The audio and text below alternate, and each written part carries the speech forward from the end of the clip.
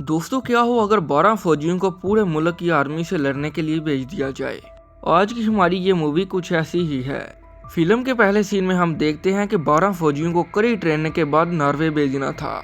Norway में Germany की Nazi फौज ने कब्जा किया हुआ था। इनका काम था नॉर्वे में जाकर उनकी मिलिट्री बेसिस का पता लगाना और उन्हें बम से उड़ा देना।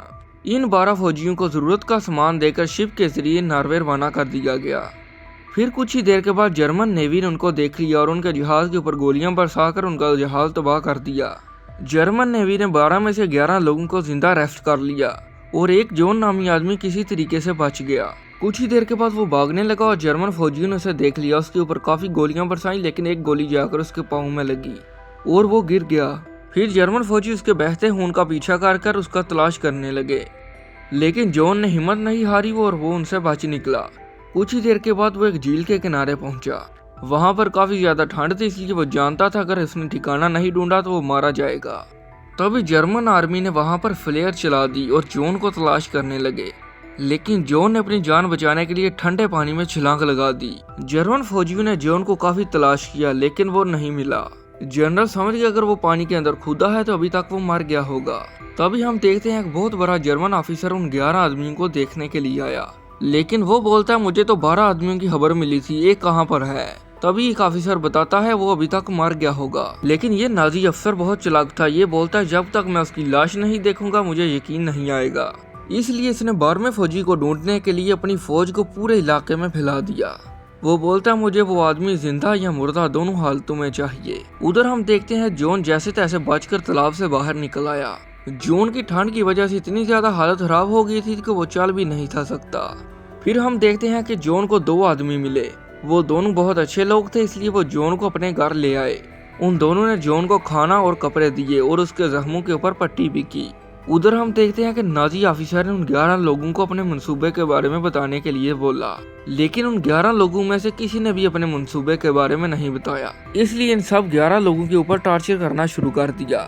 कुछ को तो इतना ज्यादा मारा पीटा वो तो दम तोड़ गए। इतना सब कुछ करने के बाद भी उस जनरल का मन नहीं बढ़ा, इसलिए वो 12वें आदमी को फिर ढूंढने के लिए बोलता है। वो इतना चालाक था कि वो खुद ही उस बर्फीले तालाब के अंदर चला गया और जांच करने लगा क्या कोई आदमी इस तालाब से बच सकता है। ये चालाक जनरल पूरे 20 मिनट तक उस ठंडे पानी के तालाब में खड़ा रहा और आखिरकार समझ गया कि इसे पार करना बिल्कुल मुमकिन है। दूसरी तरफ हम जॉन को देखते हैं जिसकी थोड़ी सी हालत ठीक हुई और वो अपने साथियों को बचाने के लिए निकल पड़ा। एक अच्छे आदमी ने उसे दरिया पार करवाया और वो भटकता हुआ एक बूढ़ी औरत के पास पहुंच गया। जल्द ही ये दोनों अच्छे दोस्त बन गए और बूढ़ी औरत ने उसके पाँव में पट्टी भी की। और फिर बूढ़ी औरत ने जॉन को नक्शे में एक आदमी का पता भी बताया जो उसकी मदद कर सकता था। कुछ देर के बाद जॉन उस आदमी की तलाश में निकल पड़ा और वो एक ऐसी जगह में पहुंच गया जहाँ पर दूर दूर तक किसी भी आदमी का नामो निशान नहीं था। लेकिन जॉन ने हिम्मत नहीं हारी, वो फिर भी अपने दोस्तों को बचाने के लिए चलता रहा और कुछ ही देर के बाद वो उस आदमी के पास पहुंच गया। वो आदमी अपनी फैमिली के साथ उस जगह पर रहता था। जब जॉन ने उन्हें अपनी सारी दुखी कहानी सुनाई तो उन्होंने जॉन को खाना और कपड़े भी दिए। अब जॉन कुछ दिन के लिए यहाँ पर ठहरने का फैसला करता है, लेकिन अगले दिन ही जॉन को एक बहुत बुरी खबर मिली। उस आदमी की बीवी बताती है कि मेरी एक दोस्त हॉस्पिटल में काम करती है और उसी हॉस्पिटल के अंदर जॉन के साथियों को रखा गया है। उनके ऊपर इतना ज्यादा जुल्म किया गया, कुछ तो मर गए और कुछ पागल हो गए। जब जॉन अपने दोस्तों के बारे में इतनी बुरी खबर सुनता है तो वो अंदर से टूट गया और ये खबर सुनने के बाद जॉन समझ गया कि वो अपने साथियों के लिए अब कुछ नहीं कर सकता। जॉन ने फैसला किया कि वो नाजी फौजियों के ठिकानों का पता लेकर वो सीधा स्वीडन चला जाएगा ताकि इस इंफॉर्मेशन की मदद से स्वीडन की आर्मी नाजियों को मार भगाए। तभी हम देखते हैं कि पागल जनरल को इन 11 आदमियों से कोई भी इंफॉर्मेशन नहीं मिली, इसलिए उसने बाकी बचे हुए सारे लोगों को गोलियां मरवा दी।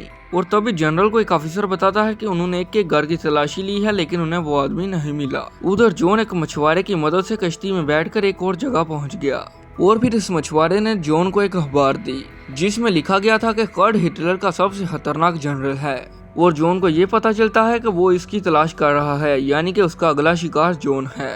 फिर जॉन अपना जरूरी सामान लेकर कश्ती से नीचे उतरा और अपना सफर जारी रखा।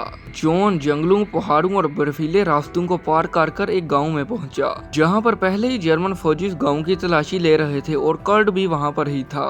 जैसे ही जॉन हिम्मत कर उनके पास से गुजरा और वो फिसल कर गिर गया। जनरल कर्ट उसके पास आया और उससे बातें करने लगा, यानी कि जॉन को आज पूरा शक हो गया था वो पकड़ा जाएगा। फिर जनरल कर्ट ने उसका मजाक कराया और उसे जाने दिया। तभी जनरल के जहन में ख्याल आया, कहीं ये वो आदमी तो नहीं जिसकी वो तलाश कर रहा है। लेकिन इतनी देर में जॉन वहाँ से निकल गया था, इसलिए उसने हवाई जहाज के जरिए जॉन को ढूंढकर उसके ऊपर गोलियां बरसाई। लेकिन हवाई जहाज की इतनी ज्यादा गोलियां फायर करने के बाद भी जॉन को कुछ नहीं था हुआ, यानी कि मानो आज किस्मत जॉन के साथ है। बर्फ के ऊपर गोलाबारी होने की वजह से वहाँ पर बर्फ का तूफान आ गया। वो तूफान इतना बड़ा हो गया कि जॉन उसके अंदर आकर दब गया और कुछ देर के बाद हवाई जहाज भी वो देखकर वहाँ से चला गया। कई घंटों के बाद जॉन को होश आई और वो बर्फ से बाहर निकला। उसकी हालत बद से बदतर हो चुकी थी। जॉन की हालत इतनी बुरी हो गई थी, उसकी उंगलियों में से नाखून ही उतर गए थे और उसकी आंखें भी खून से लाल हो गई थी। लेकिन जॉन ने फिर भी अपनी हिम्मत नहीं हारी। जिंदा रहने के जज्बे ने जॉन को इतनी हिम्मत दी कि वो धीरे धीरे आगे बढ़ता रहा। उधर जनरल को बताया जाता है कि जॉन बर्फीले तूफान के अंदर आकर मर गया है। लेकिन पागल जनरल बोलता है, जब तक मैं उसकी लाश नहीं देखूंगा मुझे यकीन नहीं आएगा, और उसने फौज को उसकी लाश ढूंढने के लिए भेज दिया।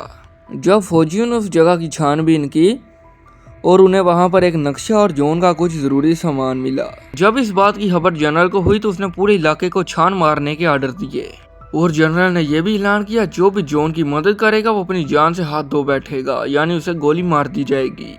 फिर हम जॉन को देखते हैं जो थक हार कर एक भाई और बहन के पास पहुंच गया। इन दोनों भाई बहन ने उसके जख्मों के ऊपर पट्टी की और उसे एक छुपने की जगह भी दी। कुछ दिनों के बाद जॉन की हालत बेहतर हुई और उसने यहाँ से जाने का फैसला कर लिया, लेकिन जख्मों की वजह से वो चल नहीं था सकता। इसलिए उन दोनों भाई बहन ने जॉन को उठाकर एक और जगह पर पहुंचा दिया। वो जॉन को एक ऐसी वीरान जगह पर ले गए थे जहाँ पर जॉन को कुछ दिनों के लिए अकेले रहना था। हम देखते हैं पहला 1-2 दिन जॉन का अच्छा निकला, लेकिन फिर जॉन को बुरे बुरे ख्वाब आने लगे, यानी कि जर्मन आर्मी ने उसे पकड़ लिया है और उसे मार डाला है। एक दिन जॉन देखता है कि उसके पैर की कुछ उंगलियां गलना शुरू हो गई हैं। अगर जल्द अज जल्द इनकी ट्रीटमेंट ना की गई तो पूरे पैर को काटना पड़ेगा। फिर हम देखते हैं जॉन ने एक बहुत ही बड़ा कदम उठाया। फिर हम देखते हैं कि जॉन एक चाकू लेकर अपने पैर की गली हुई उंगलियों को काट दिया। उंगलियों को काटते हुए जॉन को बहुत ज्यादा दर्द हुआ। फिर हम देखते हैं कि पूरे 15 दिन के बाद वो दोनों बहन भाई जॉन को वहां पर लेने आए। वो अपने साथ कुछ और भी लोग लाए थे। उन्होंने लकड़ियों के ऊपर जॉन को बांधा और आगे ले गए। फिर हम देखते हैं कि उन्होंने जॉन को एक बड़ी चट्टान के नीचे छुपा दिया और जॉन के साथ वादा करते हैं, कुछ ही दिनों के बाद एक आदमी तुम्हें यहाँ से लेने आएगा और वो आदमी जॉन को लेकर स्वीडन चला जाएगा। लेकिन हम देखते हैं कि कई दिन इंतजार करने के बाद वहाँ पर कोई नहीं आया।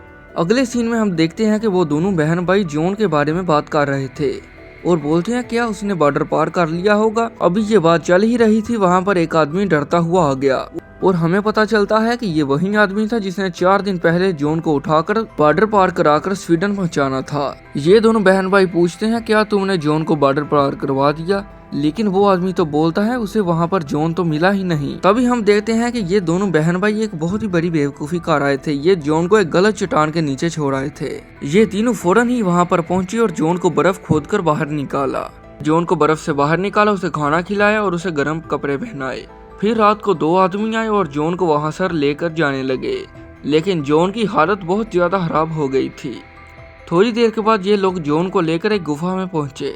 चट्टान के अंदर रुके हुए जॉन को होश आई और बोलता है जर्मन उन्हें पकड़ लेंगे, लेकिन वो बोलते हैं घबराने की कोई जरूरत नहीं, हम यहाँ पर बिल्कुल सेफ हैं। फिर जॉन बेहोश हो गया और उन्होंने जॉन का ख्याल रखना शुरू कर दिया और फिर वो देखते हैं कि जॉन के दूसरे पैर की उंगलियां भी गल रही हैं और उन्होंने जॉन की वो उंगलियां भी काट दी। फिर हम देखते हैं कि पूरे 1 हफ्ते के बाद जॉन की हालत बेहतर हुई और उन्होंने अपना सफर जारी करने का फैसला शुरू कर दिया। ये लोग जॉन को लेकर आगे बढ़े और हम देखते हैं बॉर्डर के करीब ढेर सारे बारहसिंगे मौजूद थे। बारहसिंगों को देखते हुए इनके जहन में एक ख्याल आया, क्यों ना ये बारहसिंगों की मदद से बॉर्डर को पार करें, क्योंकि इन्होंने जिस जगह से बॉर्डर को पार करना था वहाँ पर जर्मन फौजियों की एक चेक पोस्ट थी। फिर उन्होंने एक बारहसिंगा के पीछे जॉन को बांध दिया और सभी बारहसिंगों को चला दिया। बारहसिंगों की इतनी ज्यादा भीड़ देखकर जर्मन फौजी भी हैरान हो गए और जर्मन फौजी दूरबीन की मदद से वहां पर देखने लगे, लेकिन उन्हें वहां पर कोई नहीं मिला। लेकिन तभी जॉन की किस्मत ने उसका साथ छोड़ दिया और उसकी बनी हुई लकड़ियों की गाड़ी टूट गई। गाड़ी के टूटने की वजह से बारासिंगे आगे निकल गए और जॉन वहीं पर गिर गया और जर्मन फौजियों ने उसे देखकर उसके ऊपर गोलियां चलाना शुरू कर दी। फिर हम देखते हैं कि जॉन ने हिम्मत दिखाई और वो एक बड़े से पत्थर के पीछे आकर छुप गया। अब जर्मन फौजी चट्टान के पास आकर जॉन को पकड़ने ही वाले थे, लेकिन तभी वो बारासिंगा जॉन की मदद करने के लिए वापस आ गया। जॉन को जीने की एक और वजह मिल चुकी थी, इसलिए जॉन ने बारासिंगे के साथ अपनी रस्सी को बांध दिया और जॉन ने हवा में एक गोली चलाई और बारासिंगा उसे लेकर भाग निकला। बारासिंगा भागता रहा और जर्मन फौजी उसके ऊपर गोलियां चलाते रहे और कुछ ही किलोमीटर का सफर तय करने के बाद जॉन स्वीडन की सरहद के पास पहुंच गया। तभी जर्मन फौजियों ने ये खबर जनरल कर्ट के पास पहुंचाई। जनरल को ये बात सुनकर एक बहुत बड़ा धचका लगा और फिर 9 महीने बाद हम देखते हैं कि जॉन अब बिल्कुल ठीक हो चुका है। और फिर हमें पता चलता है कि जॉन की दी गई इन्फॉर्मेशन की मदद से जर्मन फौज को मारकर नॉर्वे से भगा दिया गया और पूरे मुल्क को आज़ाद कर लिया गया। दोस्तों, ये थी आज की मूवी। अगर आपको वीडियो अच्छी लगी है तो चैनल को सब्सक्राइब करें।